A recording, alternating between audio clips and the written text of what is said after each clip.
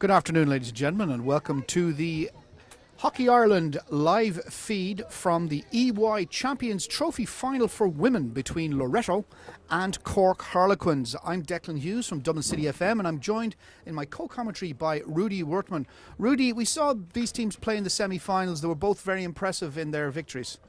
I think Loreto was especially very impressive. I think tactically they're everything right. But very hard for UCD to even get out of their own defence. Cork is a team I think that will pull itself up to its opposition. They're a gritty team. They will hold on to either a lead or just a 1-0 down, and they still craft results. And I think that's probably the danger of Cork. Now, beside that, they have excellent players as well. Some really strong defenders, great midfielders in Upton. They have very dangerous forwards, fast forwards with good skills. Now, we go back to Loreto. I think Loreto has a very well balanced team as well. I think if anything, it could be a very high scoring game or a 0-0 game. I don't think it'd be a 1-1 game, to be honest. Now, We are also unfortunate from a Cork Harlequins point of view that one of their better players, one of the most experienced players, Julie O'Halloran, went off injured in the game yesterday and has revealed that she won't be able to play in this game. Now that's a bit of a setback to Stephen Dale and his squad. Yeah, that's right. Julia is a great little player. Played for Ireland, played years for Railway when they were a stronghold here in Leinster. It's a pity for her. It's a pity for Cork Harlequins. But I think Cork Harlequins will be able to make sure that the other players can step in her role. Now, Loreto are at full strength on the basis of the squad they brought to this tournament. They don't seem to be missing anybody. Looking at the starting lineups, we'll share the panels with both of our sides for our listenership. We didn't get a chance to do this yesterday. The goalkeeper for Loreto will be Alana Carraher. Number 2 will be Ali Meek. Number 4, Sarah Evans. Number 6, Hayley Mulcahy. Number 7, Shifra O'Brien. Number 8, Mia Jennings. Number 9, Hannah McLaughlin. Number 10, Caitlin Sheeran. Number 11, Hannah McDermott. Number 12, Jessica McGurr. Number 13, Niamh Small. Number 14, Sarah Torrance. Number 15, Aoife Taff. Number 16, Christina Hamill. Number 17, Hannah Matthews. Number 18, Sarah Clark. And number 19, Nikki Daly. Their sub-goalkeeper will be Laura Fitzgerald. And, of course, they'll be rotating players off and on from that selection during the game. The same can be said of the Cork Harlequins panel, and they will line up as follows. Emma Buckley will be in goal. Cleena Sargent, number 2. Yvonne O'Byrne, number 3. Roisin Upton, number 4. Sarah Murphy, number 5. Naomi Carroll, number 8. Cueva Purdue, number 9. Number 10, Olivia Roycroft. Number 11, Rebecca Barry. And number 12, Michelle Barry. They're actually not related and not, as I said yesterday, sisters. Number 14, Ingrid Burns. Number 16, Emily O'Leary. Number 17 is Alex O'Grady. Number 18, Rachel Hobbs.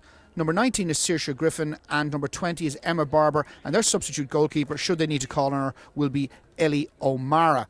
As I said, two very strong sides who both played very well yesterday, and I think we're in for the prospect of an exciting game of women's hockey this afternoon. Yeah, I think so. I really hope so. The downfall of this kind of format is that it becomes more or less a winner takes all, which is a bit of a pity for a league. I think we have enough cups where we can have that format implemented, where winner takes all, which means an underdog can just win. I think if you play 20 matches over a season, it's a little bit unfair just to let it all come down towards one game.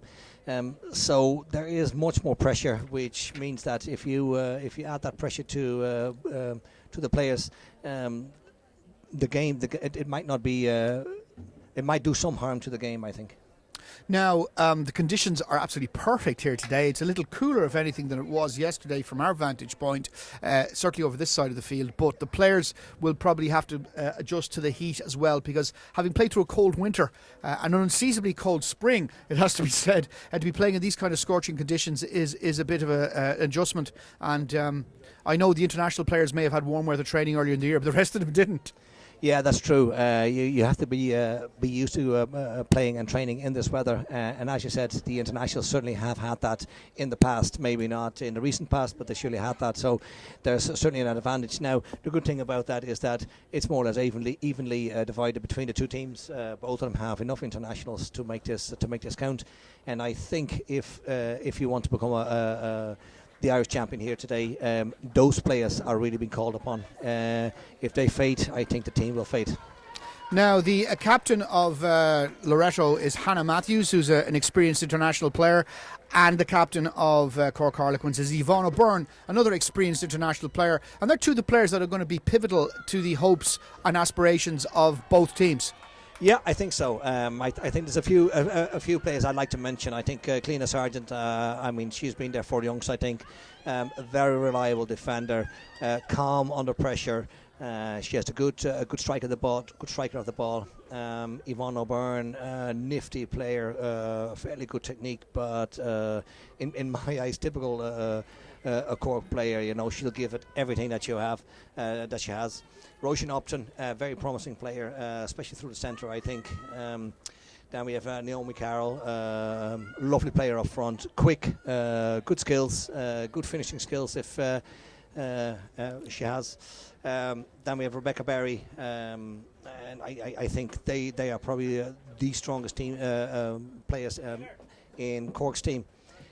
Loreto has Ali Meek. I think she is an absolutely wonderful player. She scored a lovely goal yesterday. More the same as clean as she can be quite composed, and especially when she goes forward. And I think that is and under pressure, and I think that is definitely a big point for Loreto. We have, let me see, we have Hannah Matthew, absolutely a rock in defence. And we then have Nichi Daly, lovely skill work yesterday. She did really well by just keeping the ball up, especially on the sideline, when she just had to buy a bit of time. And again, a very experienced player. A few other players from Loreto that I think deserve a mention, and I would add them to the list that you've already mentioned. Sarah Clark, very experienced defender, has come back into the side in the last few weeks following Sinead McGurr's departure for travelling around the world, I believe. And also, young attacking players such as Sarah Torrance and Shifra O'Brien have featured prominently in recent weeks and will be players to watch during this game. But indeed, there's a lot of talent on both sides of the field, and we're just about to get underway here at Three Rock Rovers, and the game is underway. And Michelle Barry started off, and the possession has now gone to the other side with Niamh Small. Small has won a free just inside the Cork Harlequins half. Matthews' aerial was cut out by Sargent. Nice piece of anticipation there, and that's with Rebecca Barry, and it's landed at Small. Small is trying to make a breakthrough. She's gone into the 23, absolutely into the skills. D, and a nice bit of sweeping there by Cleva Perdue to tidy up at the back for Cork Harlequins. So both sides at it from the off. Yeah, that's right. Especially Loreto is been really forceful at the moment. They put a lot of good pressure on, stole the ball twice off Cork Harlequins and once in the circle. A promising start. Yeah, some nice cool-headed defending from the Harlequins rearguard, which is going to be absolutely vital for the full length of this game, which of course is for our people new to this broadcast and new to this format. It's going to be 4 quarters of 17.5 minutes. So after 17.5 minutes, you'll probably hear a hooter or a whistle go, and that'll be the end of proceedings for about 2 minutes, and then they'll resume, and then they change ends at half-time at the end of the second quarter, just to bring people up to speed who might not have been familiar with the format of this tournament. Yeah, that's right. Niamh Small had a couple of very nice touches here right away from the off, and let's see if she can keep continuing. Hannah Matthews has sent her colleague Sarah Torrance up the wing, and unfortunately the ball has gone out of play, and it will be a sideline ball for Harlequins, taken by Emma Barber. Has just gained it on the edge of her D, and it's hit up the field towards Rebecca Barry, and Hannah Matthews has gained possession on halfway for Loreto. and she has been awarded a free, and she'll take it herself quickly, and she's looking for Ali Meek in an attacking position. Ali Meek just outside the left side of the D from her standpoint. She's lost possession, but it's gone over the sideline for a line ball to Harlequins. And unfortunately, a little bit of the sort of hurried play we saw yesterday, where people are not able to execute things fully the way they would want to. Yeah, a little bit like this. Amir Strap is just under pressure. He's just keeping the nerves a little bit more. Would be great. It would certainly make sure that this game, the quality will rise a bit more if Cork can do that. I think it's actually not a bad game compared to the Pegasus against Cork game from yesterday. The quality is certainly higher now. Nikki Daly there trying to create something, but again the ball went out of play. Cleena Sargent with the line ball. Naomi Carroll sends it towards Michelle Barry, intercepted by Hannah McLaughlin, who was one of the stars of the show for Loreto yesterday. I think it has to be said, an absolute rock at the back, and very, very difficult to get past, and ably assisted by the experienced Sarah Clark. And they're very, very difficult for any team to get past. Hannah Matthews now challenging Michelle Barry. Michelle Barry's pass has gone astray, taken up by Niamh Small just inside her own half, and she has found Sarah Torrens on the right wing. Torrens hits it back towards her own goal, and it's now with Hannah McLaughlin. Hannah McLaughlin sends it to the left to Sarah Clark. Clark back to McLaughlin, and she has options to her right and directly in front of her. She chooses the option to her right, and it's with Hannah McLaughlin. Hannah McLaughlin again, feeding possession to Hannah Matthews. It's back with McLaughlin at this point. Yeah, I think Hannah McLaughlin also needs a mention. She was really, really good yesterday. I think she's a very promising player here in Ireland. Good skill work, good protection of the ball. Caitlin Sheeran there sends it out right to the right, where Hannah Matthews is looking for options in attack, and she has Sarah Torrens, but Emma Barber intercepted, and has now got a clearance in with the assistance of her defender, and the umpire has blown their whistle, and it's going to be a free to Loreto just inside the Harlequins half, which Sarah Clark will take. Sarah sends it back towards Hannah McLaughlin. McLaughlin back towards Clark, looking for options. McLaughlin is trying to find someone up the right hand side, and she has done that in the form of Sheeran. Sheeran sends it up towards Hamill. Hamill has sent it back towards Hannah McLaughlin, and McLaughlin will now take it up towards halfway, and she finds Sheeran out on her right, and she is looking for some options as well. She decides to send it back, which is the best option at this point in time. McLaughlin sends it across the field towards Clark. Clark looking again to see where she can hit the ball to most effectiveness and retain possession, and it's with McLaughlin. McLaughlin sends it into the Harlequins half, but it's intercepted by Sargent, having taken a deflection, and it's now with Roisin Upton. Upton back to Sargent. The problem here, I think, is the moment that Cork actually got possession back, there weren't any outlet possibilities there up front. Everybody was kind of waiting for the ball carrier to do something. But it's very, very exciting now. And a great save of the goalkeeper. And it was a very similar situation when Loreto were on the attack too. Yep. Same problem. Yeah, exactly. Now, this looks like a long corner for Cork Harlequins to be taken by Roisin Upton. Upton slips it towards Carroll, who came out to meet it from the D, and unfortunately possession has been lost to Loreto, and it's with Shifra O'Brien. Shifra, who this time last year had just finished a season in Leinster Division 1 with Avoca. Sargent intercepts that again and passes it back on the Harlequin side. It's now with Barber. Barber is sending it up to Caoimhe Purdue. Purdue's shot was, or pass I should say, was blocked for a sideline ball, but O'Byrne took it extremely quickly, and it's now gone out of play again for a Loreto possession with Ali Meek. Ali Meek has slipped it inside to the D, looking for one of her colleagues, but again well read by the Cork defence, and it's back with Loreto again. Hannah Matthews now on the ball, blocked by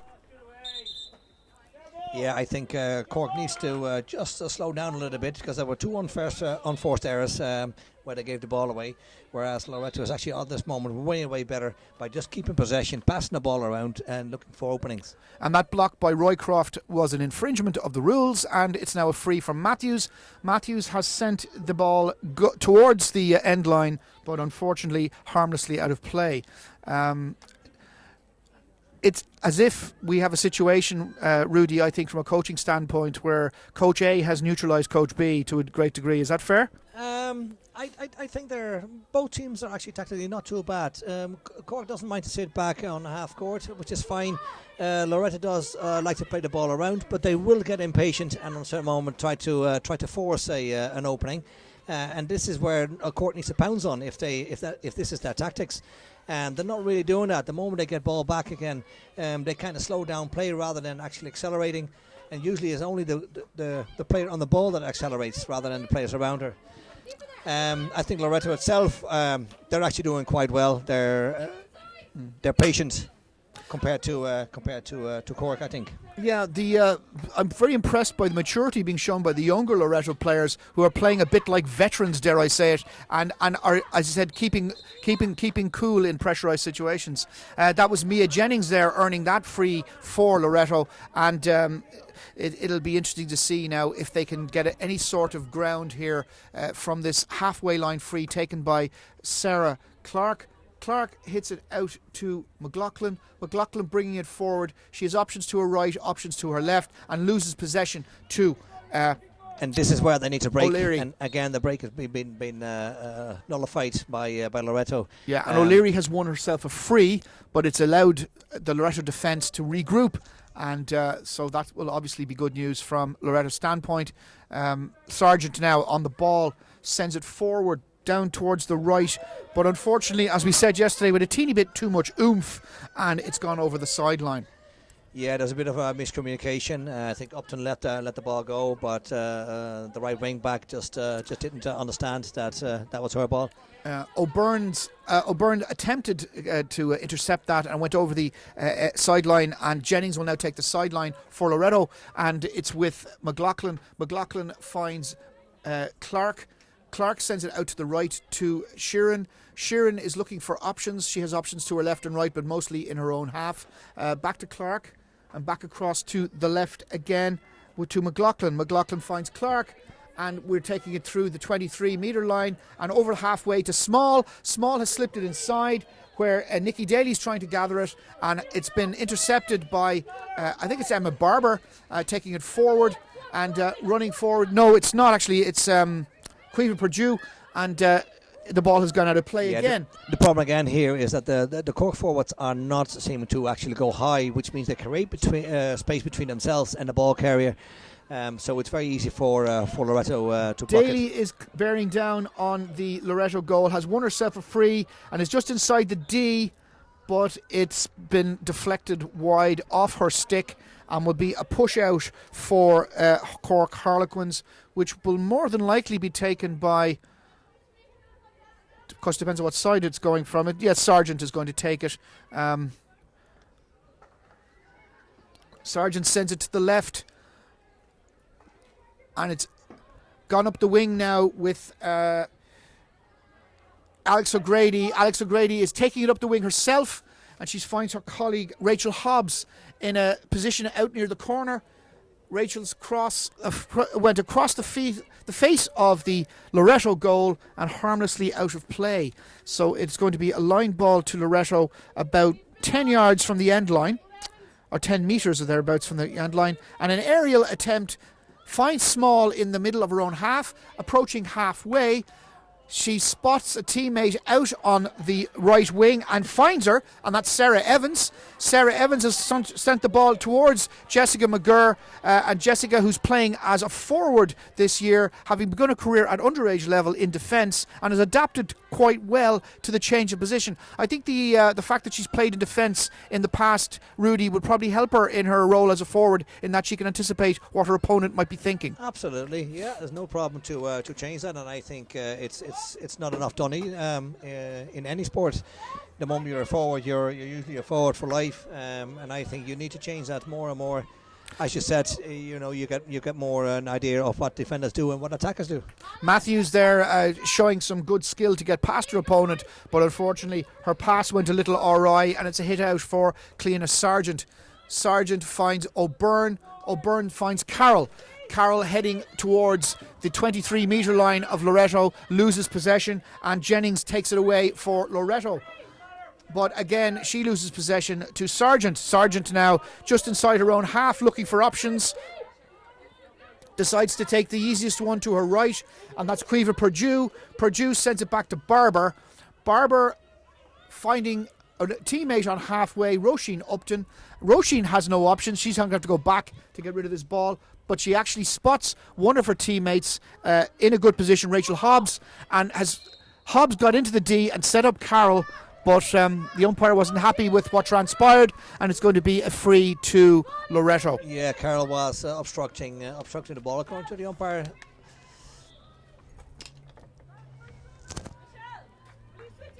This is the YouTube live feed from the EY Champions Trophy final between Loreto and Harlequins, and as we speak, O'Byrne has just cleared the danger a little bit from her own goal and won herself a free on the 23-metre line, which will be taken by Cliona Sargent. It's very unfortunate. I think that was a real nice challenge, and I'd love to see more of those challenges in hockey. O'Byrne lost possession temporarily there to Hayley Mulcahy, and it's a free to Loreto being taken by Ali Meek. Ali slips it to the right, where Sheeran sends it towards the goal, but it rattles off the sideboard on the side of the net, and it may have taken a deflection because it looks like there is a long corner for Loreto at this juncture by Ali Meek. Ali takes it herself, looking to see which of her teammates she can offload to. Inside the D, but unfortunately has lost possession, but has won it back. But again, it's gone out for a push-in for Harlequins, which will be taken by the inimitable Cliona Sargent. Yeah, I'd like to see those balls not going into the corner too much. Yeah, I think if you keep it more in the face of the goal, you have way more possibilities to attack. Now, Alex O'Leary on the ball, sends it out to the right, where Caoimhe Purdue will pick it up. Purdue running deep into Loreto territory, crosses the 23, sends a pass into the D, where she finds Michelle Barry, who has just put the ball in the back of the net. And it has to be said, that goal is a teeny bit against the run of play. There's a little bit against the run of play, but I don't think any of the teams are actually stronger. I think it's quite well balanced. Loreto might have a bit more possession, and I'd like to see the goal back again if we can. Michelle Barry's third goal in 2 games in this competition, and she's on fire at the moment. There we go. It's a good ball in. It's good little reflection, good advantage for the umpire, first of all. Yeah, but this one going in, I think it actually might have been deflected by Niamh Smalls, off Niamh Small's stick. Yeah, and I think that's what wrong-footed the goalkeeper. Now, Loreto on the attack at the moment. An attempted shot there was blocked, and it's now a free to Loreto. But it's now gone the other way, and that was Sarah Torrens with the initial effort there, and it just goes to show how quickly a game can change. They were on the counter straight away. Yeah, modern hockey nowadays, you can defend a corner, and within 5 seconds, you could have a shot on the other side. Meek with a long drive in towards the D, but intercepted by I think it was Emma Barber. Barber again is going to be the one challenging McDermott for Loreto, who has started that attack. She's managed to find a teammate, and she's managed to win a long corner. And let's see if they can actually walk the ball around now a little bit more rather than staying in that same right-hand corner. Now Ali Meek will take this long corner and knocks it back for Hannah McLaughlin. McLaughlin to Clark out on her left. Clark is looking for teammates down in the left corner. cutting inside. As you can see, it is just too easy to defend. I think Yeah. you know, they have to make sure that they keep switching between the inside lanes rather than the outside ones. Now we have to apologise if we're having difficulty identifying some of the players. It's just down in that corner.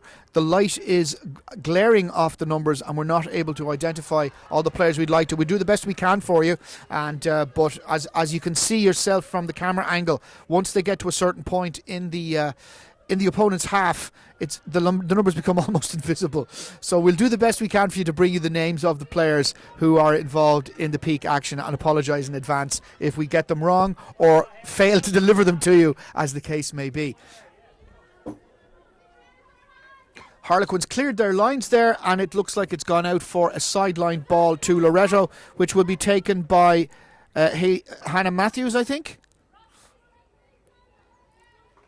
And Mulcahy, sorry, that was McLaughlin, sent that out on the other side where Alex O'Grady will take the sideline ball, and she finds Carroll.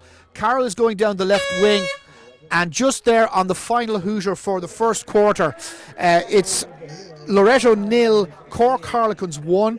And I think, to be fair to Loreto, they probably deserved a better outcome in the first quarter from their efforts. Yeah, I don't know. I think it's a fairly even game there, Dermot. Declan. I think Cork actually had a couple better chances than Loreto did. And the goalkeeper had to make two small little saves, and then obviously the goal. So I think if you look at the stats, you probably think that Cork might be just a little bit better in the circle than Loreto. Loreto had a lot of possession, and they just need to keep patience. They need to keep moving that ball in order to find the gap for a ball directly into the circle. Now, they're just seeing, I think, the goal here again. Cross from Purdue, found its way to Michelle Barry. She struck the ball, and as you said, Small's attempt to block it actually succeeded in deflecting it past Alana Carraher for the goal. But I think, you know, you have to give credit to Barry for the strike. Yeah, it wasn't the most awful strike, and it was very unfortunate for Loreto to deflect it in, because I think Niamh Small has actually done really well. The first few minutes, she was one of the best players, I think, on the pitch.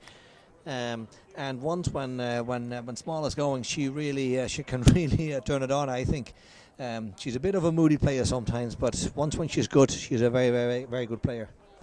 And like a lot of these sports people playing hockey, they're multi-talented sports people. Niamh Small, of course, is a former underage soccer player for the Republic. Yeah, that's right. Yeah.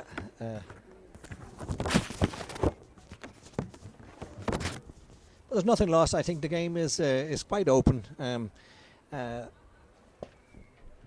Loreto might have a little bit more possession, but Cork is doing well in defence.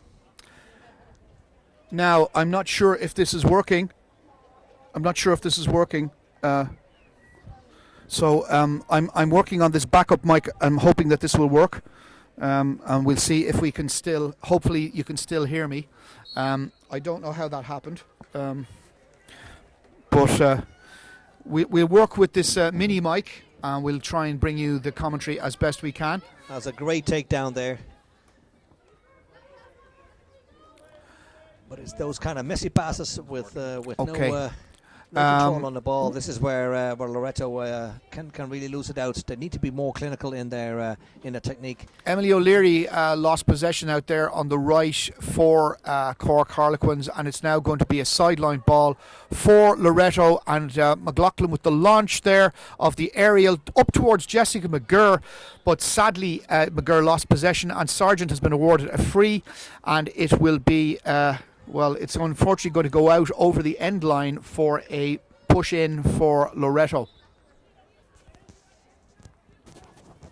Yeah, you can see Cork Harlequins are stepping up now a bit higher. Kleena is nicely positioned there in the centre of the pitch. Now Alex O'Grady on the ball, sends it back towards her own goal, and it ends up with Emma Barber.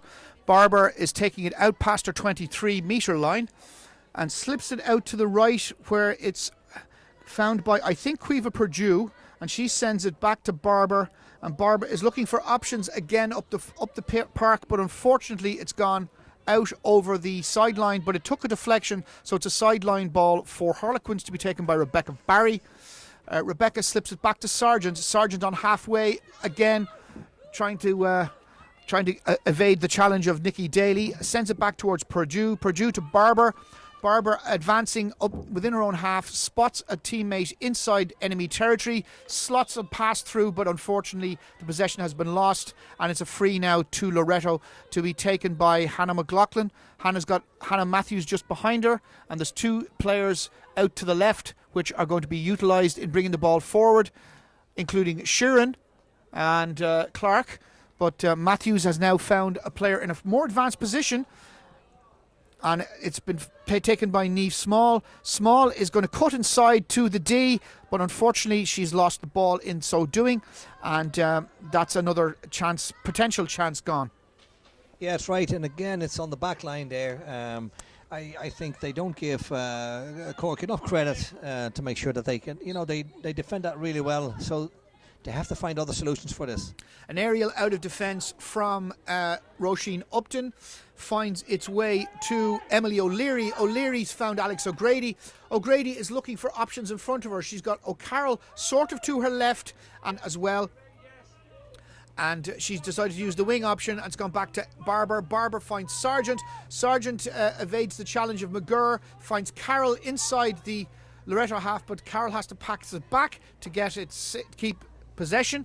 And Barber builds again, and it's back to Sargent. Sargent has Barry out to her right, but she decides to choose a more advanced option in the form of Purdue. Purdue is going across the 23-metre line as we speak, but the challenge there from Sheafra O'Brien has put it over the sideline, and it's going to be a line ball for Harlequins, but it's coming back as far as Sargent again. It's very difficult to make any headway going forward, Rudy. Yeah, you just have to be patient. That's what water hockey is about. You can't just rush this unless you have a break, as it is right now. Now you have a break on. Now everybody's back now, so you might as well just slow it down a bit more. Now Loreto forward. Loreto on the attack, cutting into the D, and the umpire's whistle is blown. She's not satisfied with how that went. I think it was Jessica McGurr ended up on the ball and was penalised, and the free has resulted in the ball going forward. And Michelle Barry has won a sideline ball to be taken by Alex O'Grady. Alex is looking for options to her left and decides to knock it back to Caoimhe Purdue. Purdue knocks it back to Sargent.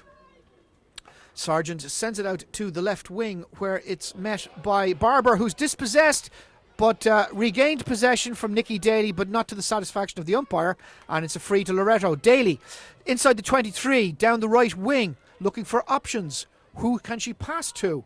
Daly cutting inside, and she lost possession there, and it looks like it's going to be some form of corner. I think it's just a free. It's just a free. Okay. Perhaps a long corner, no? Maybe? It's being taken on the 23-metre line, either way. Daly down to Mia Jennings. Possession still down in the corner. And it's back across with Sheeran. Sheeran sends it back towards McLaughlin. McLaughlin is relaunching the attack via Clark. Clark sends a deep pass into the D, and it reached Sheafra O'Brien but didn't really trouble Emma Buckley that much. And it'll now be a hit out for Harlequins, taken by Sargent. O'Byrne won possession there and also got a free, so she's about to take that now herself. No, she's leaving it for Cleena Sargent. You can see Loreto is retrieving all the way back now, playing half court, and it works. Get possession back with Ali Meek coming back on again. Now it's sideline ball there for Loreto, and it's back with McLaughlin, who's sent it out to the right to Clark. Clark back to McLaughlin, who's at the edge of her D. She's looking for options to her left, and she has Sheeran on her left, who has doubled on it, as they used to say in hurling years ago, and found Small. Small has sent it in towards McDermott, but McDermott was hustled off the ball by O'Byrne, legitimately apparently, but she's won herself a free now, which will be Yeah. taken by Sargent. It's a little bit unfortunate. I think the first tackle in actually hit a foot, and it should have been a free to Loreto. Now Sargent with the free as far as Burns, and Burns sent it down the field where it's found Michelle Barry. Michelle Barry deep in the corner, lost possession. McLaughlin has it, and she's going to try and clear her lines with the assistance of a couple of teammates, and unfortunately it's gone out over the sideline for another line ball, which Harlequins take quickly, and it's with Rebecca Barry on the edge of the D. She smashes a shot goalward, which took a deflection but went past the front post and has been cleared by the Loreto defence, and they've won themselves a free, which Hannah McLaughlin will take and hopefully calm things down a little bit from a Loreto standpoint. Yeah, it was some very nice play, nice attacking play from Cork. Yes, they've been a real goal threat the last few minutes. Yeah, once within the circle, they're certainly a threat. Clark sends it out to Sheeran. Sheeran finds O'Brien. O'Brien dribbling past to Torrance, and Torrance has been tackled by O'Byrne. And but Meek has regained possession. Meek is looking for options with Sarah Evans. Sarah Evans knocks it back towards Sheeran. Sheeran sends it back to Hannah McLaughlin. McLaughlin is going to send it out to the left to Clark. Clark sends it down to the corner, but unfortunately too strongly, and it's gone over the sideline, and it will be a line ball for Harlequins. Yeah, I think again, if they can avoid those longer balls down in the inside Sargent channel. loses possession from that line ball, and it's back on the Loreto side. Mulcahy has sent it out to the right. Meek has sent it down to the corner. She's available to receive the pass back, but she's lost possession to Rebecca Barry, who has won herself a free out on the left on the clubhouse side of the ground, and it'll be taken by Harlequins. And it's back with Sargent. Sargent has several options to her left, to her right, and straight ahead. She takes a longer option and finds Carroll just inside the halfway line. Carroll has been hassled off the ball by Mulcahy, but in turn has lost the ball to Upton, and Upton sends it out to Yeah, it's very Griffith. frantic at the moment. You can see we're losing possession after one or two passes every time again. And again, there's another ball. It's all 50-50 balls at the moment. Matthews penalised there for that, and Carroll has won a free, which will be taken. Well, it looked like it was going to be taken by Upton, but it's now going to be taken by Cleena Sargent.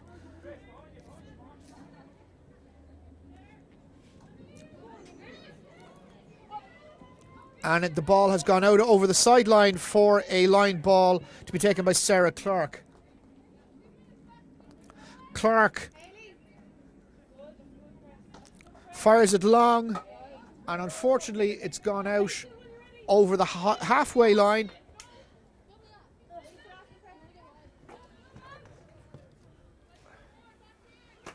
Back with Clark again for Loreto. Crossfield pass to Sheeran. Sheeran sends it up the field towards Sarah Evans, but Meek gets onto it. Absolutely Meek knocks it great back run. to Shifra O'Brien, and Shifra's shot has gone wide. It's one of the spare moments. They actually came in a 45-degree angle, and you can see how dangerous it is. A bit more composure. Yeah, and it would have been a very nice 1-2 on the back line. Now Harlequins are trying to clear their lines, and the ball has come to join us here in the commentary position, and it's a really nice round white ball with no lumps knocked out of it, and we got a bird's eye view of it there. It's gone back into play now, and it's with the Harlequins defence. Purdue takes it out of defence, but her pass is intercepted by Sarah Evans. Evans knocks it back towards Ali Meek. Ali Meek looking for a free, and she got it. And the umpire wants it taken again, I think. Very unfortunate, I think. Or has it changed? She's changed the No, colour. No, she hasn't. She never stopped the ball, I think. That's the excuse of the umpire. So it's coming back now to halfway, where Hannah McLaughlin will take it on. And she sends it out to the left to, well, unfortunately it didn't reach its intended target and is now another line ball. Yeah, the downfall of playing with three in the back like that means that you only really have one straight in front of the goal, which means that you're nearly always using the outside lanes. Ball is heading back towards the 23-metre line with Quiver Purdue for Harlequins. Looking for some options, but challenged successfully by Christina Hamill. Hamill approaching the D, sends it in, looking for a good shot there from Loreto, deflected for a short corner, and I do believe Mia Jennings may have got that. Yeah, again, quite frantic. She did really well by getting out of the defence, but she just kept carrying the ball and lost the ball possession. Lost the ball. It's a long corner to be taken by Hannah Matthews. Matthews sends it out to the right wing to Sheeran. Sheeran shot has been deflected, and it's another free to Loreto to be taken by Matthews. Matthews has Meek to her right, but she has some options behind her, which is the one she takes. McLaughlin out to the left to Clark. Clark down to the corner. And the Loreto player was dispossessed there, and Harlequins are attempting to clear their lines with O'Byrne.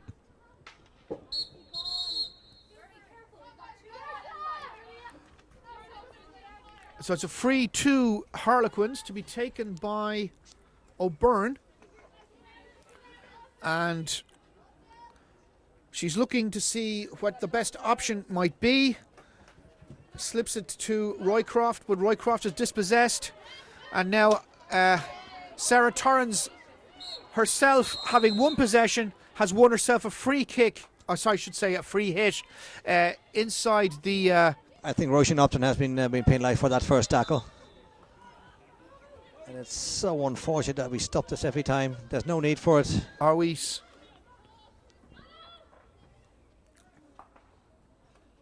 a great ball in. And a great little turn shot by Nikki Daly. Nikki Daly, and it's the lines are cleared, stopped by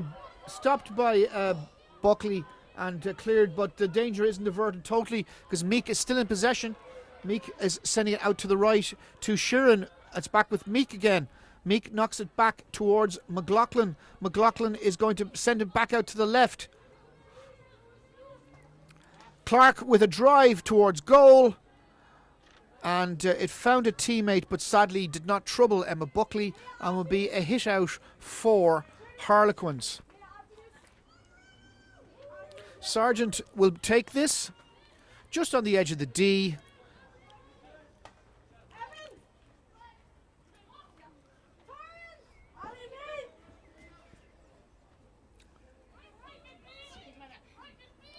Now, Clark in possession and takes a free for Loreto near her goal, and it's going across field. Christina Hamill sends it back towards the defence. Clark sends it up the field where it's gathered by Small on the halfway line. Great take from Small here on the sideline. She did very well there indeed. And Small is now available to take the pass again. Cutting inside the D, Niamh Small unfortunately is tackled, and Meek is penalised for that challenge, and Sargent will take the free for Harlequins. Yeah, there's a bit of a late tackle there on Ali Meek. She got away with it.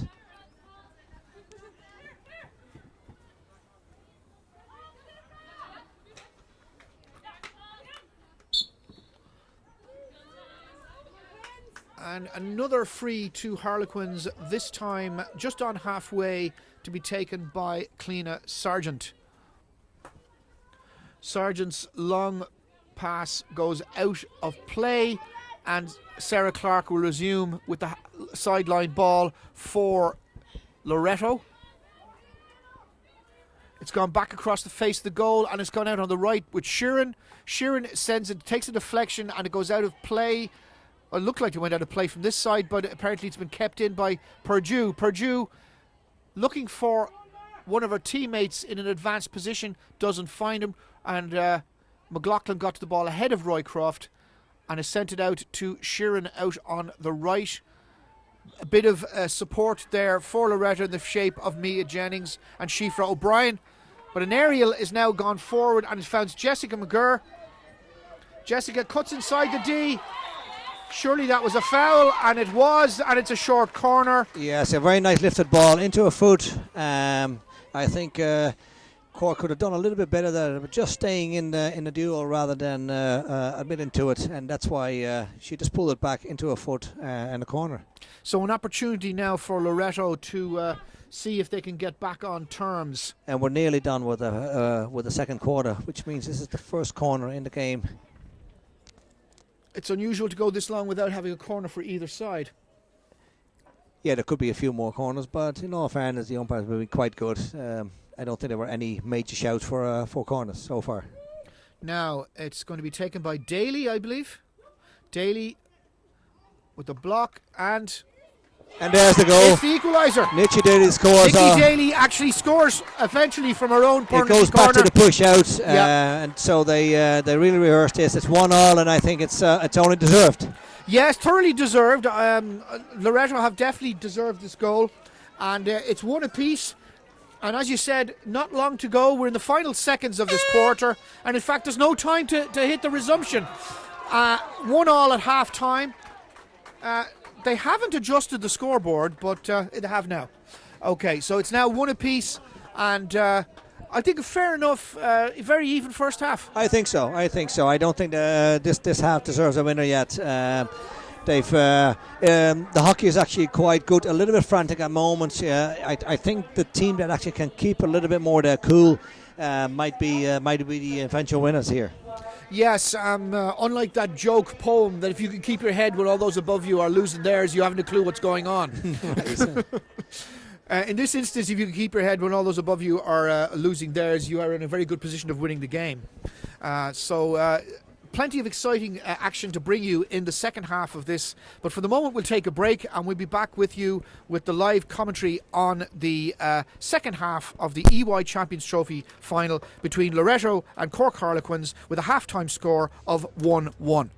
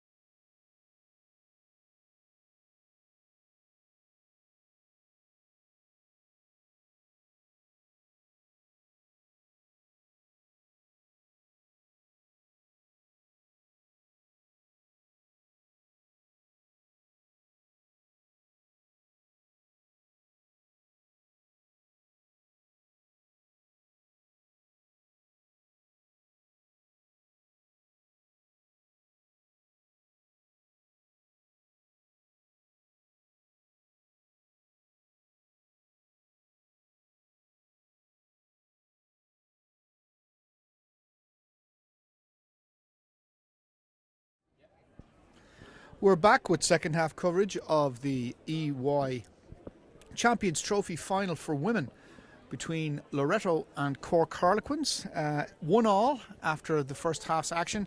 Rudy, a fair enough reflection of the half's play, I think, on balance. Yeah, I think so. If you look at the stats, you can see that Loreto certainly has nearly double the amount of 25 and circle entries. But again, that doesn't say much. Most of those entries, I think, came all from corner entries. All down in the corner were easily defended by Cork. So I think it's a fairly even game. Now it looks like Cork are going to resume activity in the second. No, it's not. It's actually the opposite. It's Loreto, and Sarah Evans started the. And there's a action. full press straight away on. And you can see they're in trouble already and lost ball possession straight away.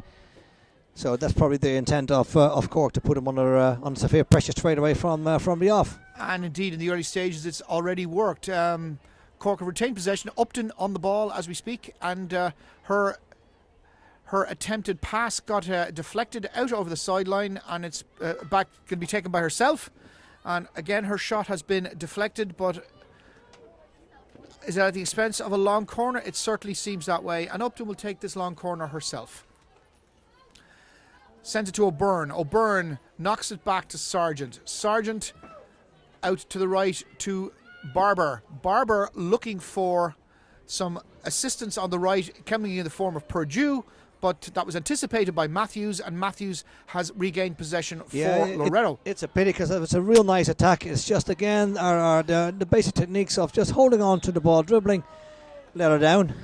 Now, Torrens has sent the ball in the direction of Jennings, but it has not produced anything that would be beneficial to Loreto, and so it's a hit out for Harlequins. Sargent on the ball now. Sargent taking it over the 23 and sending it long in the direction of her teammate O'Leary, but unfortunately O'Leary could not make contact with it, and it's going to be a hit out now for Loreto, to be taken by Hannah McLaughlin. McLaughlin sending it long towards... It's a great ball in. Sending it long towards Mulcahy. Mulcahy has sent it towards the Cork goal, but it's been intercepted by O'Byrne, and O'Byrne has sent it out to the right. Upton now has it.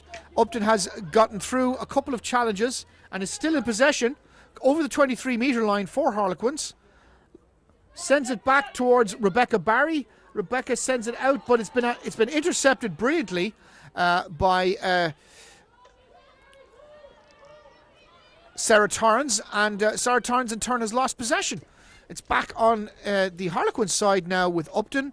Upton's pass was intercepted. It's a great little piece of skill there.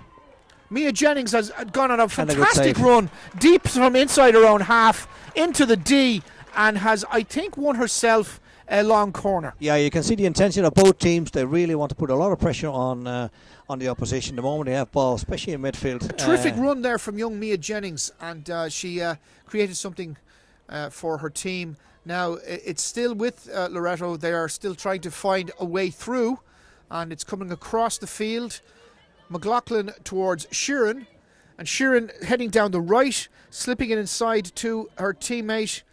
And again, apologies, I can't read the number from this distance. But again, possession lost to O'Byrne, and O'Byrne is taking it forward with sending it to O'Carroll. O'Carroll challenged by Meek, and the ball has fallen again for Mulcahy.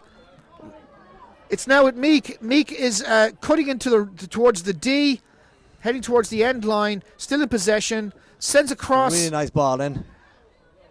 Lovely skill from Meek. Retained by Loreto, so well done there for both. And they have been awarded a short corner for their efforts. Absolutely. And, a nice I think Meek was absolutely brilliant there. She was very composed, and got the ball out of a duel every time again, and then passed the ball into the circle. And this is a very important opportunity for Loreto early in the third quarter, and they're having a conflab as to which of their short corner routines they're going to use. Is it going to be number 1, number 2, number 3, or number 64? I am sure they have discussed this during half time, which is only a few minutes back. So McDermott now with the corner for Loreto. Hannah McDermott, one of two sisters who play hockey, of course. Her sister Freya is a member of the UCD setup. McDermott's corner blocked brilliantly by Meek. And another deflection in. Finished to the net brilliantly there. We'll just talk you through the replay now if it comes up again. McDermott with the corner. Blocked brilliantly by Meek. And Sarah Clark with the finish, but it looks like it got added to. No, I think it is. I couldn't really see the number there, so that quick. It was a nice little deflection there. It looked like mid-knee small, but I'm not really sure. I thought it might be. We'll see how with the official. Mia Jennings got the final touch to Sarah Clark's drive from the penalty corner, and it's now 2-1 to Loreto. Mia Jennings, one of the younger players in the team, Rudy, and I think it's great to see that some of the homegrown young talent is starting to get some rewards. Absolutely. It was a good penalty corner, well executed. Now, it looks like Toretto have been reduced to 10 players. It looks like Ali Meek has got a short suspension to serve. And they're going to have to defend this with reduced numbers. But they have been awarded a free out. And it's going to be taken by Hannah McLaughlin.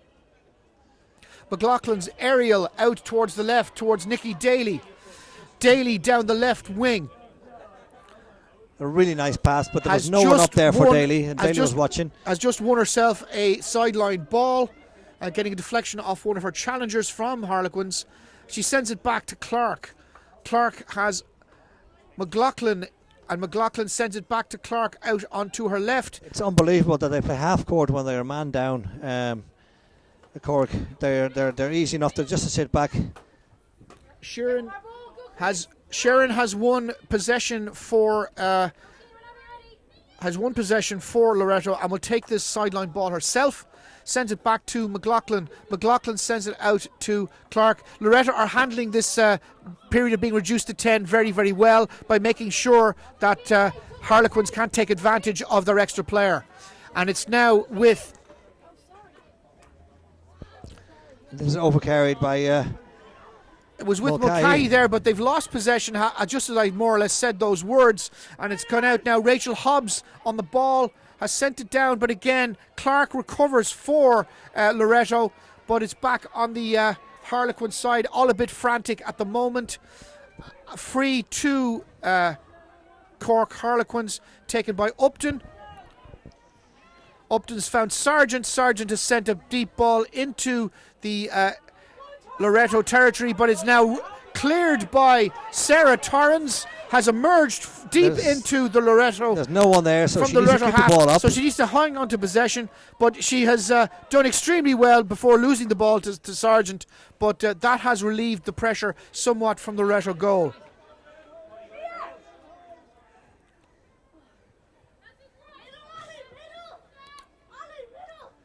Yes, the heat and the humidity is taking its toll on some of the players, and some of them are coming off from their stint on the field in a state of absolute exhaustion. So just hoping there's no ill effects from that. And it's down in the corner at the moment, and Loreto are trying to clear their lines, but it's gone over the sideline. Challenge from Emily O'Leary has seen a sideline ball to Loreto, but changed possession again, and this time it's with O'Grady. O'Grady has sent it into the zone, and it's now been dealt with by Clark. I think Matthews has it for Loreto, and it's going to be another free to Loreto.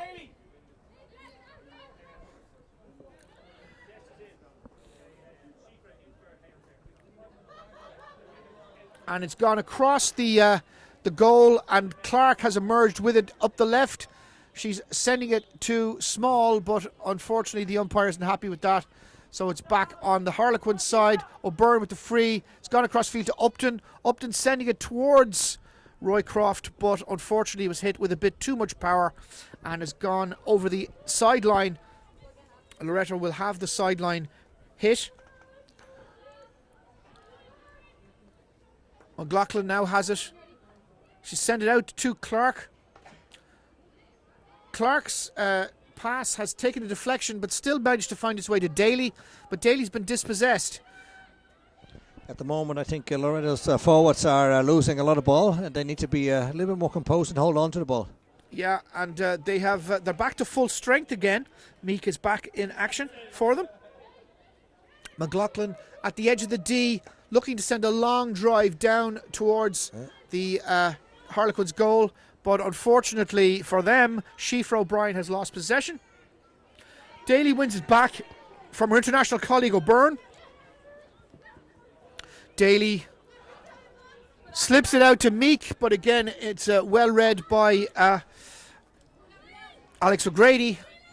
Sargent has it now. Sargent just inside the Loreto half, sending it long down the left.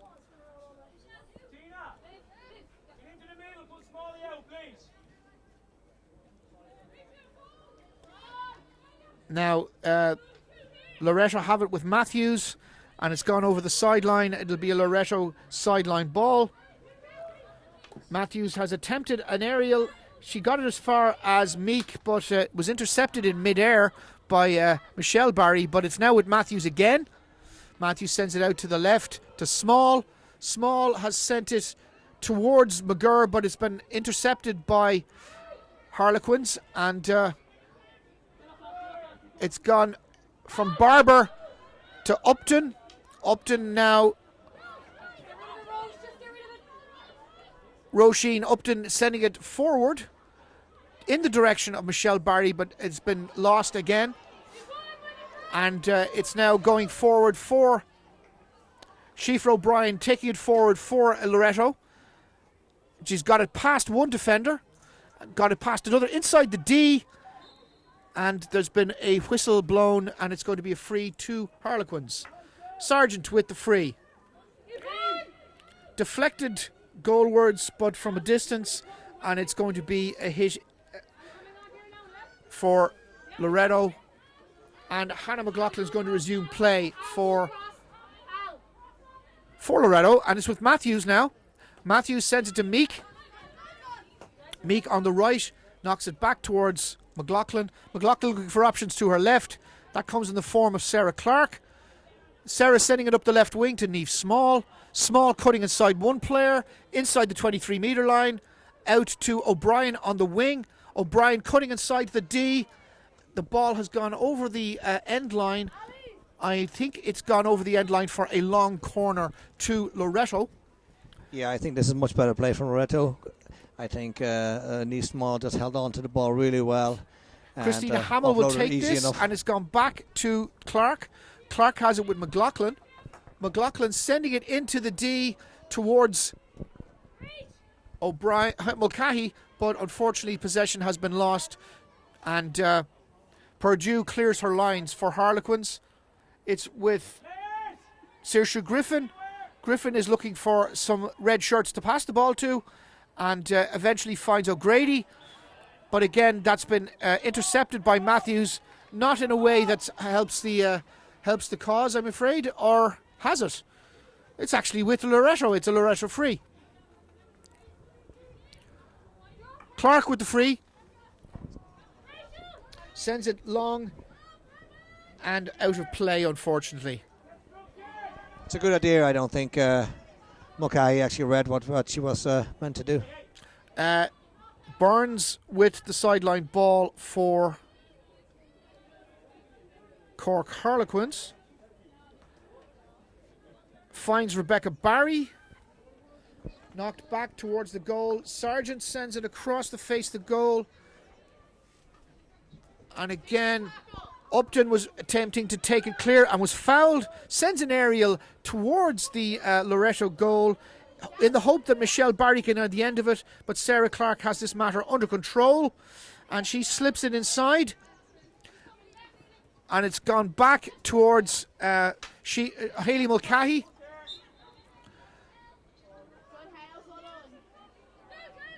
And it's a free to Loreto inside their own half, which it looks like Sheeran is going to have to take, because nobody else seems to want to take on the mantle of taking this free.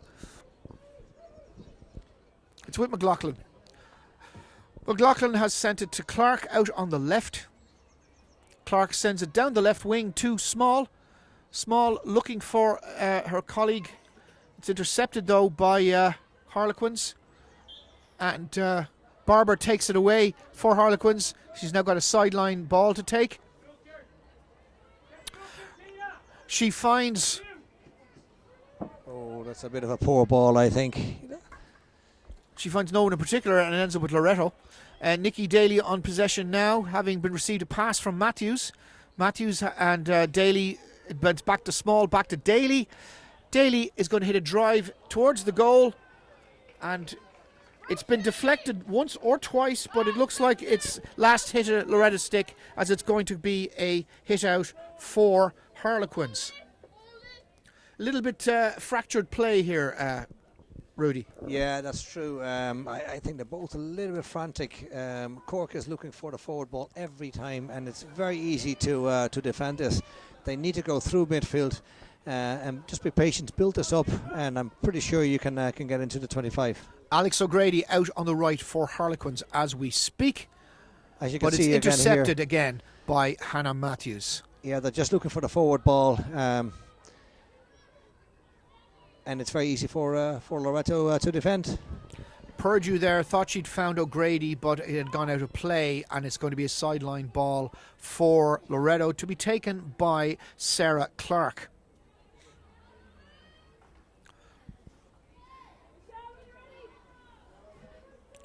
Small in possession, got past one defender from Harlequins, and the ball seems to have hit somebody's foot and is free to Cork, to be taken by Cleena Sargent. Sargent has options behind her, in the middle and up front and to the left, but she finds Carroll, which was a good move. Carroll being challenged by Matthews, but manages to retain possession. Carroll returns possession to Sargent. Sargent finds O'Byrne. O'Byrne leading the charge, heading towards the 23-metre line, over the 23-metre line, but she's surrounded by two players and yet manages to find a teammate. Barry sends it into the D, and I'm not sure what the outcome of that was. It hit a foot on Barry. That's a free out. So Loretto regained possession again, but give it away just as quickly with a sideline ball. And again, a lot of possession is given away just by passing the ball straight up the pitch. And I don't think you'll trouble Loretto's defence that much with this. Yes, McDermott now in possession. McDermott has options to her left, which include Niamh Small. Niamh Small sends it up to Shifra O'Brien, but it's gone over the sideline. And Emma Barber, I think, will resume possession here. No, it's Quiva Purdue. Purdue sends it towards Carroll. Carroll just inside her own half, sends it out to her left, where it's received by Burns. Burns sends it down towards Rebecca Barry, but again the umpire has seen something that they don't like, and it's a free the other way now to Loretto, and that is the end of quarter number 3. A disappointing quarter, but a lead goal for Loretto. Yeah, I think so. I think the moment Loretto scored, Cork started to be very frantic, started to look for very easy passes, all straightforward passes. And I don't think you can trouble Loretto with these kind of tactics. I think they need to be more patient. They need to just hold on possession a little bit into midfield, if need be, back out into midfield, and just see where the gaps appear. They're fast players, so I don't care if they even go around anymore, as long as they keep a little bit more patience. And I'm pretty sure they can trouble Loretto that way. Now, Loretto were reduced to 10 players for a couple of minutes, but they handled that very, very well. They went on the offence almost from the start of that period of suspension for Ali Meek, and basically were quite comfortable dealing with being down to 10 players. Yeah, that's true, but I don't think that is due to Loretto. I don't think Cork actually knew that what they had to do. If I was coaching them, I would certainly step up. You're a player up. That means you have an extra player. That means you can put a full press on those centre backs. They didn't do that. They were happy enough to sit back in a half court, and Loretto weren't troubled at all. So an intriguing fourth quarter lies ahead. It's an interesting situation to be in if you're Loreto. You're leading by a goal. Do you chase a second goal, or do you hang on to what you have? I don't think you can hang on for 70.5 minutes. That's too long of a period. Maybe the last few minutes, fine. Yeah, you buy a bit of time here and there. What they need to do is they need to keep playing as they are. A good sturdy defence. Let's see if we can hit them a bit more on the break, but just keep it compact. That's what I would say. Well, if they can get an extra goal and give themselves a little bit more insurance, it might put them in a good position with regards to trying to win this trophy, because we are talking about a final after all, and indeed a place in the EHCC hopefully in 2018-19 season. Yeah, that's right. Either of these teams will obviously be in the ACC, which is remarkable, because UCD won this league with a lot of points to spare, a lot of games to spare. But that's the way. That's the nature of this the setup. Yes, indeed. They finished 11 points ahead of Harlequins, who were in second place. Harlequins finished ahead of Pegasus, who were in third. Of course, both UCD and Pegasus were beaten semi-finalists yesterday. And Loreto, who were in fourth, only clinched fourth place on the very last day of the season. Exactly, yeah. So the last three games for Loreto were really important. And, being from number 5, not even in the playoffs, suddenly now being in the final, that's remarkable. Again, that's the way things are set up. Indeed, and they capitalised on the failure of Railway Union to secure that fourth place. Railway had been unbankable favourites for fourth place as recently as a month ago, and that's true. They dropped so many points, and Loreto gained so many points because it was like an 8-point advantage at one stage, and Loreto closed the gap, and then on the last day of the season secured the point necessary to secure fourth place. In fact, at one point, Railway Union even had a massive goal difference advantage. Yeah, that's true. I don't know exactly what happened with Railway. I know that they're a very young side. They're a building side. Being fourth, fifth, of course, makes a big difference by playing Yesene in these finals. But I think it's a bright future there in Railway. Oh, for sure. And their youngsters showed exactly what they're capable of by securing the Jackie Potter Cup, because Railway's coach at the time decided to stick to an under-25 policy, and that's the future of the club. But as we speak, Loreto are on the attack, and that hasn't materialised in anything. But again, the more the ball is in the Cork Harlequins D, the less dangerous Cork Harlequins can be at the other end. Absolutely. They don't stretch the pitch now. I can see one or two players going a bit higher, which means it creates a bit more space at the midfield. But they're very static at the moment, Cork. There seems to be a huge gap, though, between their defending players and their attacking players, and that's one of the areas where maybe perhaps they're losing possession of the ball. Exactly, because they bring their forwards too close to the midfield, means that keeping possession is much harder. You're bringing players into play that you could easily drag out. Now, Carroll is on the attack for Harlequins, running up the left wing. And again, Hannah Matthews with a timely challenge, but O'Byrne will take this sideline ball, and she has to knock it back to Upton. Upton sends it up to O'Grady. O'Grady is challenged by Meek quite successfully. Meek has regained possession for Loreto, and it's now with O'Brien. O'Brien got a stick to it, but unfortunately it's gone over the sideline. Wasn't able to retain control of it. Unfortunately, a big problem. I think the pass was brilliant. It's just the receiving skills are just not good enough for her to receive and open up straight away to face the goal. Yeah, but we are talking about, in the case of the youngster involved there, she is still in school, I believe. Yeah, so perhaps she will get to that level over time. She's on the ball now as we speak, O'Brien, and is cutting inside the D, or trying to, and she's won herself a free. She's taking the ball towards the end line, and she's hit a foot, I think. Has she got hit a foot, but it's outside the circle. It was outside the circle, so it's another free to Loreto. Knocked back by Hamill as far as Sheeran. Sheeran sends it back to McLaughlin. McLaughlin has Clark to her left, and that's exactly where the ball's going. Clark sends it in towards the D, where she finds McGurr. McGurr's pass into McGurr shoots from distance inside the D, and a good save from Buckley for Harlequins, but it's a long corner for Loreto to be taken by Meek. Yeah, the angle was a bit acute, but it was still a very, very good effort anyway. And McLaughlin has found a colleague inside the 23 on the right. I think it's O'Brien, but she's been dispossessed. O'Brien got a stick to that, but Harlequins have cleared their lines with Carroll. And Carroll has been dispossessed by Sheeran. Sheeran to McLaughlin, back to McLaughlin. But Clark is going to tidy up inside her own D, sending it out to the left to Meek. Meek is going to take it up the left. Meek is taking it up the left wing over the halfway line, but she's been dispossessed by O'Grady, and O'Grady has found Upton. Upton sends it to Burns. O'Byrne, I should say. O'Byrne taking it up the left.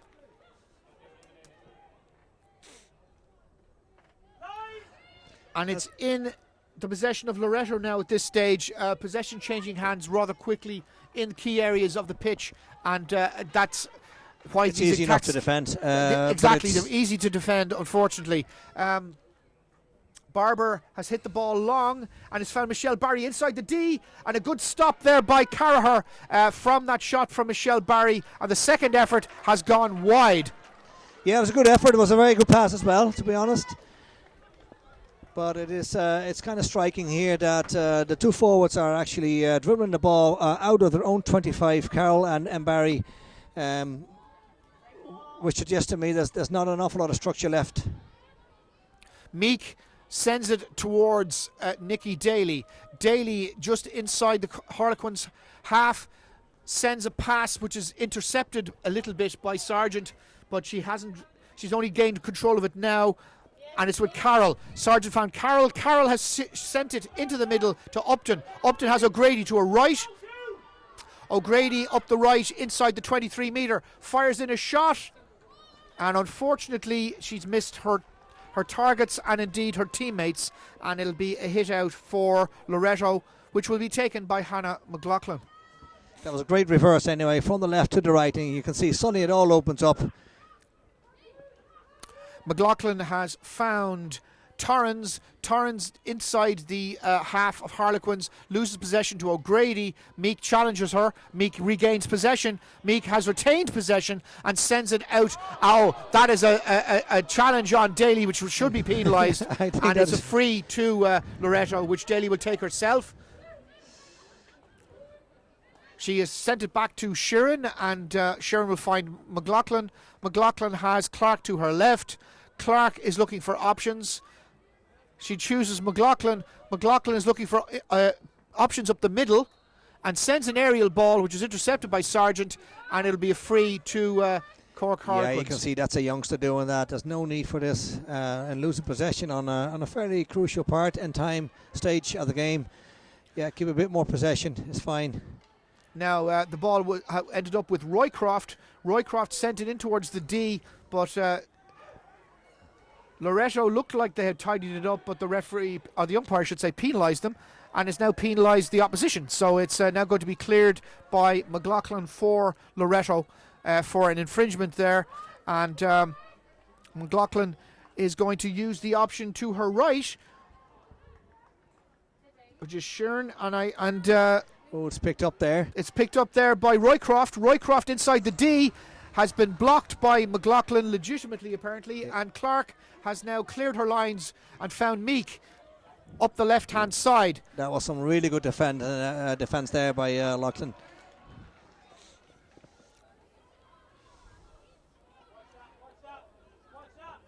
Now, Barber in possession. Barber's pass has been intercepted by McDermott. I don't see what the problem is there, but apparently it's a foot. It was a foot. Yeah. I don't think the umpire saw it, but I think the reaction of the audience here was enough to make the umpire blow the whistle. Unfortunately, I didn't see that because there was advertising hoarding blocking my viewing of the young lady's foot, and I didn't see that. Now, it's with Rebecca Barry, but she's been robbed by Hannah Matthews. Matthews has found Evans, and Evans has won a free inside the Harlequins half, which is now going to be taken by Matthews, who finds Meek out to her left. Meek is sending it down to Torrens. Torrens cutting inside.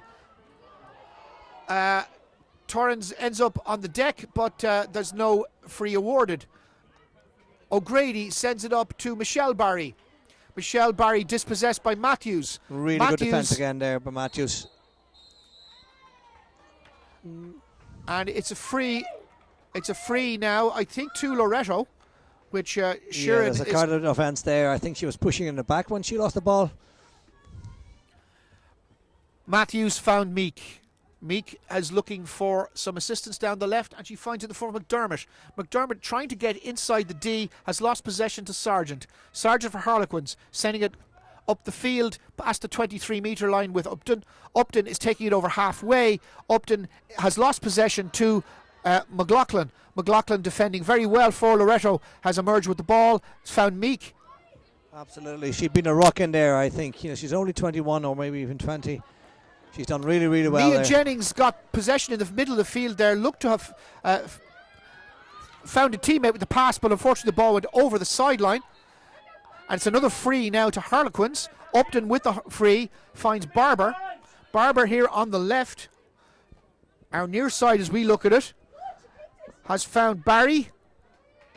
And the ball has gone over the sideline, and it'll be a free in for, or a sideline ball, I should say, for Barry and Harlequins. Harlequins have sent the ball back towards their own goal. O'Byrne has it now. O'Byrne taking it over halfway. O'Byrne taking it to the 23-metre line. Sargent sends it into the D, and it's bounced around in there. O'Grady has it now, but her challenge was a little bit on the agricultural side of things and has been penalised accordingly, and therefore it's going to be a free to Loretto. Loretto emerging with the ball on their right as we look at it, and taking it inside with That hit a foot from clean Sargent, and they're actually doing quite well. This is good from Loretto. Good defending there from Loretto, sending the aerial ball through Sheeran, and unfortunately it was intercepted by O'Byrne. But every time the ball goes into the Harlequins half, it's reducing the amount of time they have to launch an attack of their own.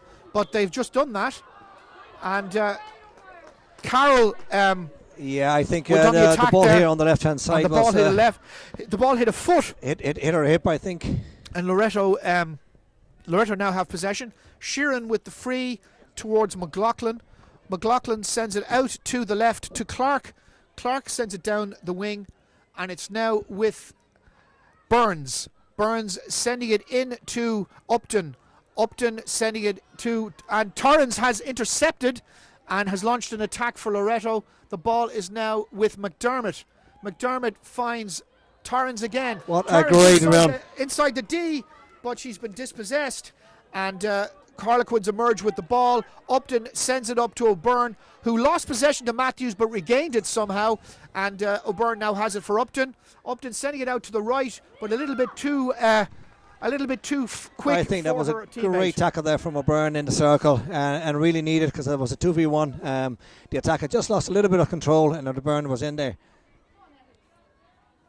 But it's certainly things are looking good from a Loretto point of view, with McDermott there unfortunately losing possession at the edge of the D, cleared by Sargent. Upton on possession now on halfway, crossing the line, challenged by Hamill, and she's won a sideline, I should say, and she's going to take it herself. Upton there sending it inside towards Carroll, but the ball has run loose, and McLaughlin will emerge from defence and pass it out to the right.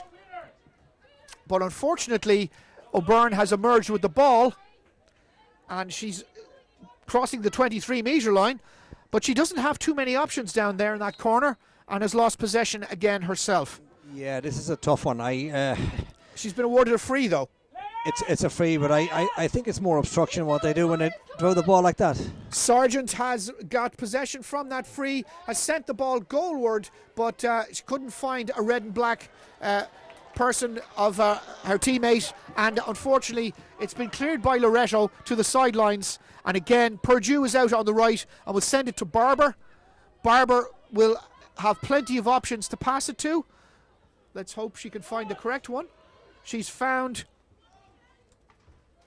Burns has sent it towards the goal. It's come out to O'Grady, and it's with Burns back to Purdue. Purdue sending it goalward, but unfortunately that's from outside the D and won't count. And so it'll be a nice hit out for Loretto. and play will resume. But unfortunately, that went to Hobbs, and Hobbs has now hit the ball towards her teammate Barry, but McLaughlin read that very well and has intercepted and is still in possession for Loreto. And a free has been awarded to Harlequins. Out on the right, Alex O'Grady will take it. There's been a clash of sticks there. I'm not sure what the outcome of this is.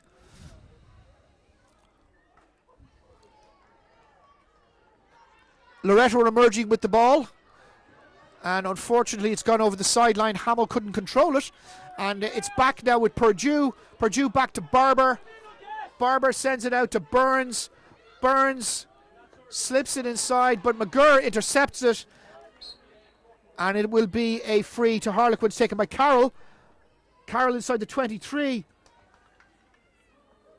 Hits a shot from outside the D, looking for a teammate to get on the end of it. Unfortunately, that didn't happen for them, and it's now a hit out for Loreto in the form of McLaughlin. McLaughlin slowing things down, calming things down, taking the rush out of it and the intensity out of it. And with 2.5 minutes left, I suppose that's the thing you need to do. Yeah, well, I think Loreto needs to keep a bit more possession at the moment. They lose every second ball now they pass. Even getting a free is enough to just get out of defence a little bit more. At the moment, there's a lot of pressure on them, but they're holding strong. Nicky Daly there winning, I think, a sideline ball there for Loreto, which could be very significant at this stage of the game in the final 2 minutes. Just to remind you, it's Loreto 2, Harlequins 1. I know you can see that on your scoreboard, but it's a crucial part of the game because the time is running low for Harlequins to get back on terms, and they have to get back on terms, otherwise and a the great interception Champions there by Trophy will be Matthews. staying in Dublin this year. And she Matthews does so in well. She possession. actually runs the space here, which means she buys a bit of time, and I think this is exactly what Loreto needs. 130, calm. 130, you're fine. Good, Hannah, A good astute play there from Loreto, winding down the clock somewhat and winning themselves the sideline ball. Small in possession, Small surrounded by 3 opponents, has managed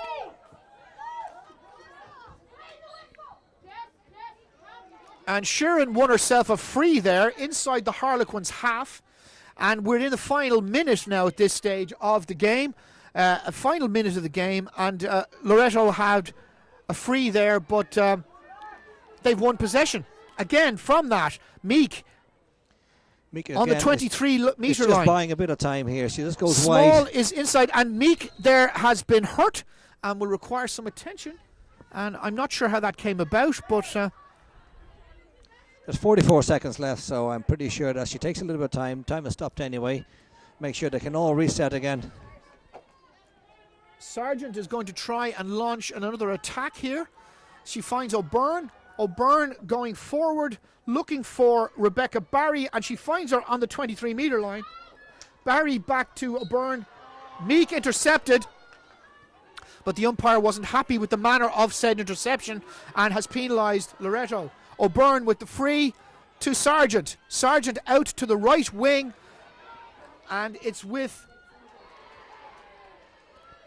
Purdue, and Purdue has unfortunately lost possession from a Harlequins point of view, but they've been awarded a free. Purdue has sent a shot across into the D, and time is up. And Loreto are the EY champions for 2017-18 on a 2-1 margin with goals from Ali Meek and Jennings. And a fantastic win for Loreto. 2 goals to win. I think on balance probably deserved, Rudy. I think so as well. I think if Loreto would have kept the cool, if Cork would have kept the cool a little bit more and just distributed the ball a bit more, I think it would have been closer than this. But it was close enough. I just think that Loreto just deserves a little bit more than Cork does. A fantastic win for Loreto, and to be honest, they've played extremely well in recent weeks, and they've been building towards this Champions Trophy for a number of weeks with the run into 4th place for starters, picking up points when they're rivals for this spot were losing points, and then with the terrific performance yesterday against UCD, and then they've carried it on today to do enough to win the game. Yeah, I think so as well. 2 weeks ago, they weren't even in these playoffs, so they weren't really building up to this playoffs. They were just playing match by match, just getting the points. And you can see there's less pressure. And I must say they're worthy winners of this weekend. Yes, congratulations to everybody at Loreto. As I said a few minutes ago in my commentary, the Champions Trophy just moves up the road from Belfield to Beaufort. That's a nice bit of alliteration for you folks. And Loreto will be the European representatives at whatever highest level we find, and we won't know that until, of course, the outcome of the European performances from both Monkstown and UCD in the coming weeks. But that's from right. me, Declan Hughes, and from Rudy Wortman, I'd like to thank you all for listening, and please stay tuned for the men's final, which will have a different commentary team. Good luck.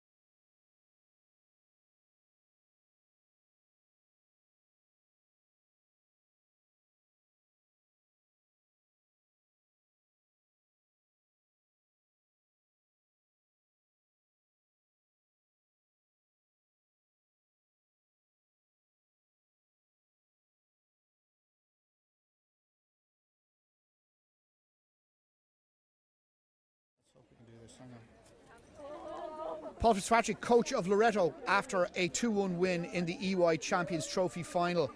This has been the culmination of a lot of hard work put in by you and the players over the last number of weeks. But you've gone on a terrific run of results. To even finish in 4th place itself, given where you were 5 weeks ago, was an achievement. To get into this top 4 competition was an achievement. To win yesterday was an achievement. And you've closed the deal altogether. Yeah, listen, it was a fantastic achievement. I'm delighted for this group. I've been involved with the team now for 3 years, and I just told the girls, you know, the first day I came, I realised that this was a special group. Their commitment and their positive support from each other is why they're quick learners. Just delighted for them, to be honest. Now, this means that you'll have European football next year. That presents a whole other challenge, or hockey, I should say, for your team. Presents a whole other challenge for you next season. But it's something massive to look forward to, and this should give you the inspiration to click on and possibly clinch one of the 2 big prizes. Yeah, going back on my own experience, I thought for Glenanne, what was the biggest learning curve for us was the first year we went to Europe. We learned so much from being in Europe, and this is a great opportunity for the players to learn and play from the best and realise that, you know, it is hard work and commitment, but at the end of the day, these heights can be achieved. Now, as I said, that's one starting point, and there's a couple of bits of unfinished business, I think, with regards to things like the Senior Cup and perhaps the league title itself. Absolutely, the Senior Cup is a special one.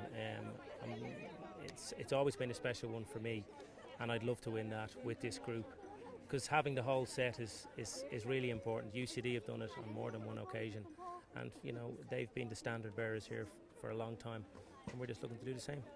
And the trick is now to keep this group together and add to it, hopefully, to make those assaults on your challenges for honours next season. That is going to be a huge challenge. There's always draws on students when they leave with other opportunities, but I only hope I can keep this team together, yeah. Well, it's to be hoped you can, because you should be able to kick on from here and take it to the next level. Paul Fitzpatrick, congratulations to you and your players. Fantastic achievement, and look forward to talking to you again next season. Thanks very much. Cheers. Appreciate that, buddy.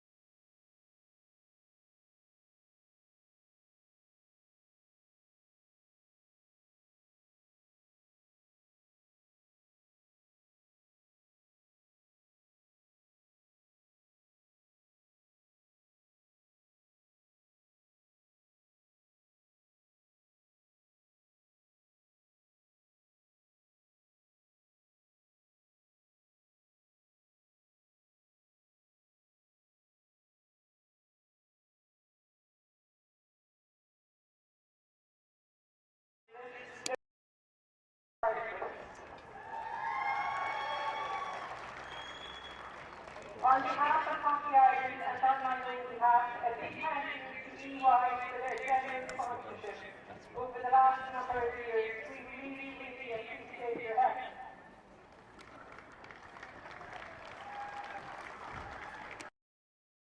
Thank you also to the umpires, managers, to the technical officials and to the legal who have all appointed to the EY head there throughout the years. Thank you, Linda.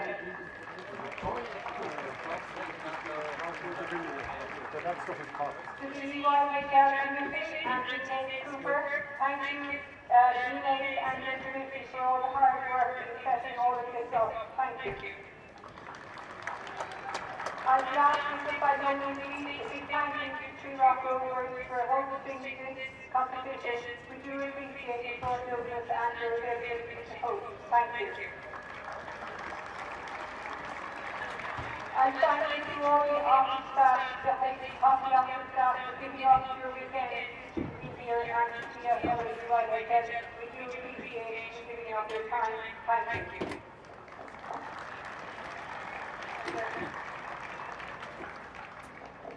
Thank you. The first thing we will do now is thank the umpires and invite you forward to receive their medals. Please show their appreciation for a duty each, Alison Steele, and the reserve umpire, Linda Thompson.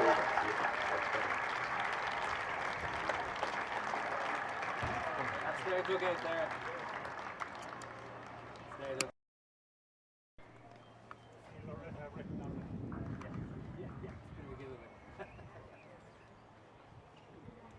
Now on to the goalkeeper of the tournament, which is voted by the media and will be presented by Hockey Ireland CEO Joey Perez. And the winner is from Cork Ireland, Emma Buckley.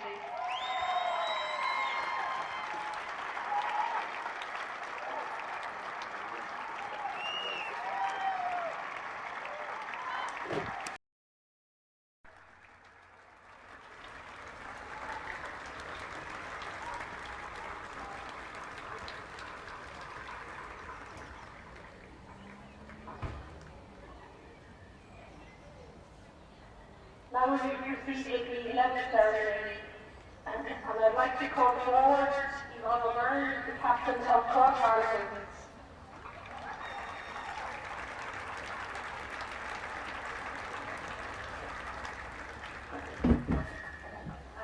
Just to start, thanks everyone from Hockey Ireland that was involved in organising this weekend, the Tree Rock Rovers for hosting the technical table and the umpires. We really appreciate it. And forward to go again. The right you guys are showing so much belief to come from where you were 2 weeks ago to here. I think that is a massive quality that you have as individual players and as a squad. And at the end of the day, it's quite a player won by really fine managers, and either one of us is missing today, but definitely congratulations.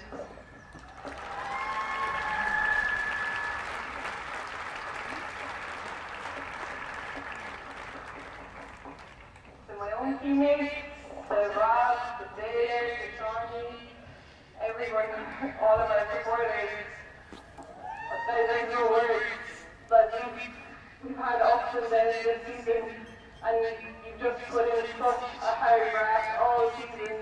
It's been really hard for us this league. We obviously have to travel more than anyone else. The commitment that you guys have shown, it's unreal. And to be honest, I couldn't be prouder to have all of you teammates and your friends. You're the best bunch of girls, and I'm so sorry that we left the behind us. Thank you for everything here today. You really pushed yourselves when I asked you, and there's literally nothing that you left on the pitch, and I can't ask anymore. So hold your head up, and we'll move forward again next year.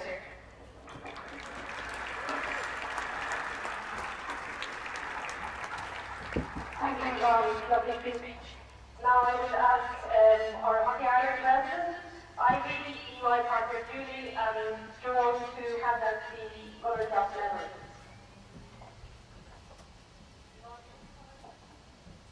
Yvonne, would you like to call out your choosing? Rachel Hobbs.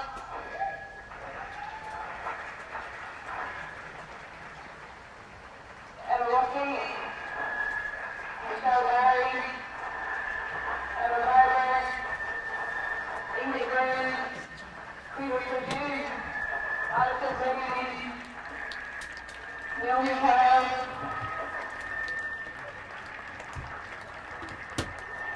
Emily O'Mara, Rosie Nelson, Rebecca Barry, Olivia Rosa, Tina Sullivan, Andy Dillon, Julia Austin, and Nick Ecker.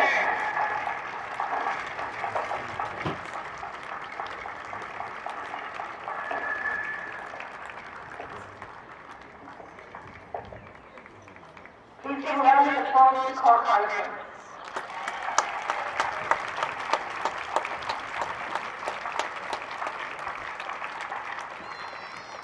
There's coaching sheets to like come forward.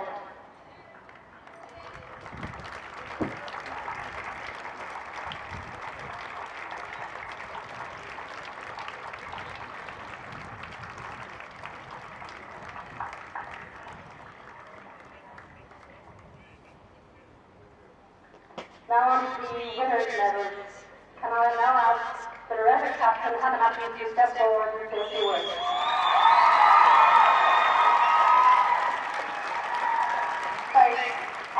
First of all, I'd like to thank Pre-Rock just for putting on this big tournament. It's always a special tournament. We love playing here, and it's fantastic. So thank you. Thank you, EY, for sponsoring this league. It's just been so exciting and players to be a part of it. And the last 6 weeks have been absolute magic for us. And I think, and if we told anyone that we were going to Europe next year 6 weeks ago, they would have laughed at us. But fair play to you girls, you never stop believing, and thank you so much for believing the whole way. You're just phenomenal, and the work rate you put in today is great to watch.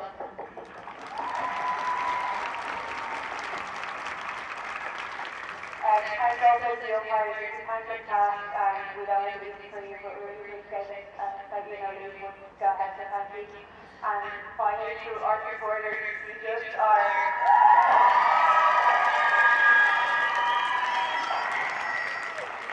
Like, this looks like better, so the flying, the balloons, the bunching, everything, the face-to-face. It's like having an extra player on the pitch, and I'm so happy that we can finally give you a trip to Europe, and I know you're already excited.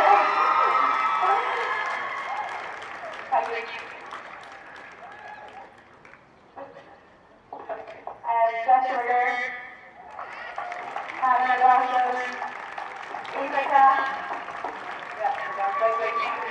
Ryan, Bailey O'Shea, Callum McGregor, Mary Gannon, Molly, Ali Lee, Christina, Sarah Ryan,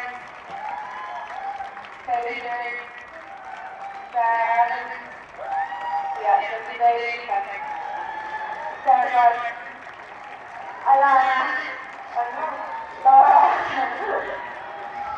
Aside I can't forgot Anne and sister and Martin and Josh have been absolutely phenomenal. Anything we ask for, I've done. Extra sauce, my God, they have it all. And just spend every second of time thinking about this team. So thank you so much, Emma and Josh.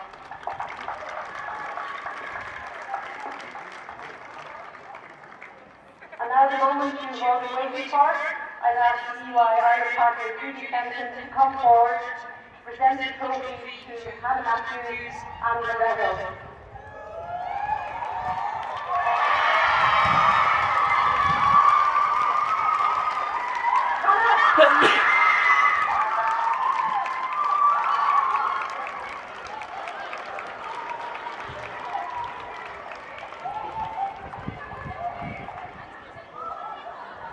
Thank you very much, everybody. We'd like to remind you of the men's final between 3